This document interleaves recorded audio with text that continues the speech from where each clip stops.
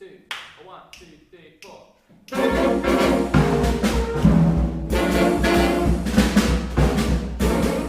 I mean, it just depends who I have, really.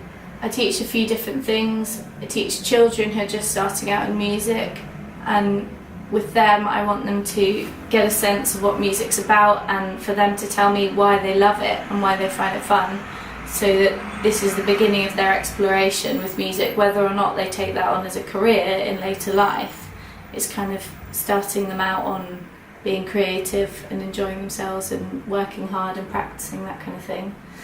And then I sometimes teach kind of very budding young singers, teenagers perhaps, who work very quickly like I did, and I give them a lot of work to go with, and they come back the following week having done a lot of it, and they progress really quickly, and you know, some of them will be coming into the professional field in not too long. That's pretty exciting to see.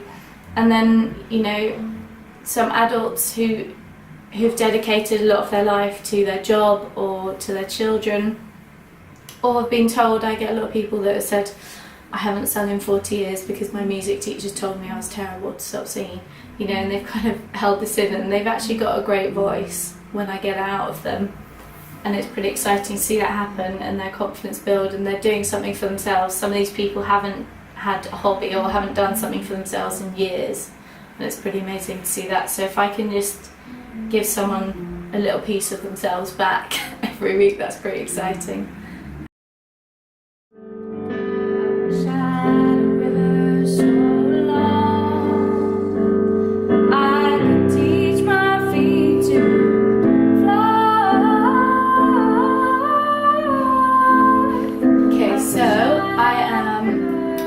Singer and songwriter based in London.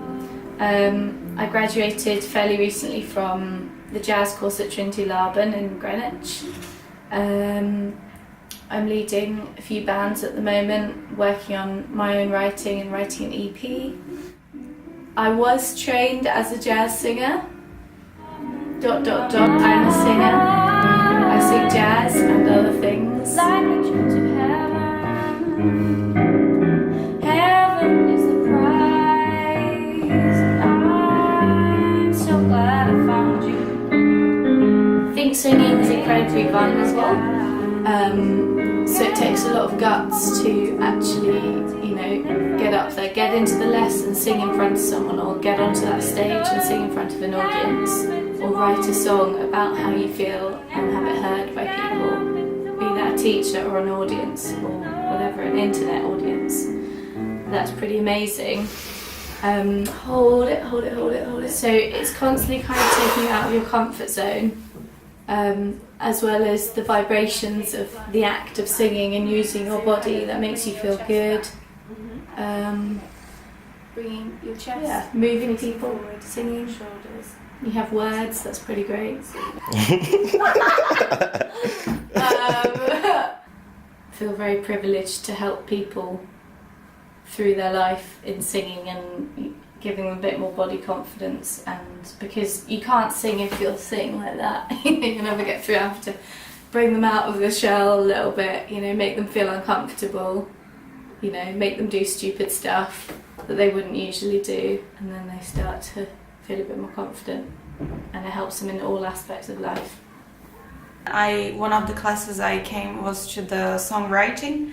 It was amazing. I was like, whoa, that's all I've ever wanted, because I've been performing for a long time and I have never had the chance to go to a songwriting specific lesson.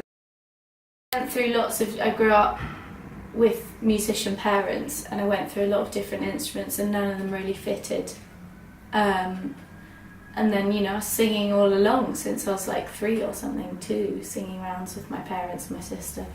And then, yeah, it just kind of happened, and I realised that I wanted to be a singer. Singing's like largely throughout the world about community and sharing and having fun, healing, you know, all sorts of things in all different purposes. That's really your idea. I'm just a small part of it in the kind of professional field.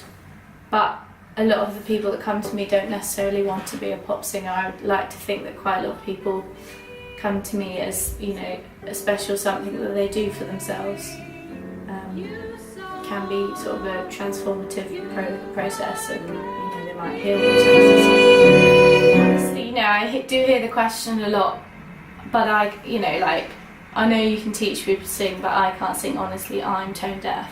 People say this to me all the time, and then hey ho, a few months later I've taught them how to sing some stuff. I do think there's sort of an element of talent and that kind of thing, and it also depends how much work you put in, how much time you have. So if somebody comes to me with bare basics, no experience, and they want to become Beyonce, if they put in a lot of work and they've got a bit of talent, chances are we could get somewhere. I've been blessed to have some of the most amazing mentors. I mean, since I was pretty young. I mean, I had really great teachers at school, not necessarily music teachers, and then from when I was maybe about 14 or something, since then, so over the last decade, I've had really strong mentors in each year of my life. I would say probably about 8 altogether, or maybe a bit more. Going through, but the best kind of mentors, they've been the ones that haven't necessarily told me how to do what I want to do. They've just sort of led me to find the answer myself, which is sort of how I try to teach as well. Not telling people exactly what the answer is, and sort of giving them a conversation of how do you think you're going to come to that answer yourself.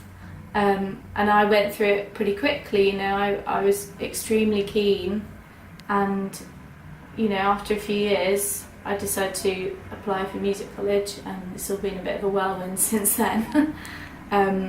But I have had some amazing mentors, and definitely the thought that they've given me so much inspires me to give that back to people and pass on, what is, something you can't really pass on through books. I can, help someone discover their voice, help someone express themselves, help someone achieve their dreams. That's pretty amazing, and I've had a lot of help in doing that myself, and it's pretty amazing to pass that kind of thing on, and also pass on good music. There's a lot of crap music out there.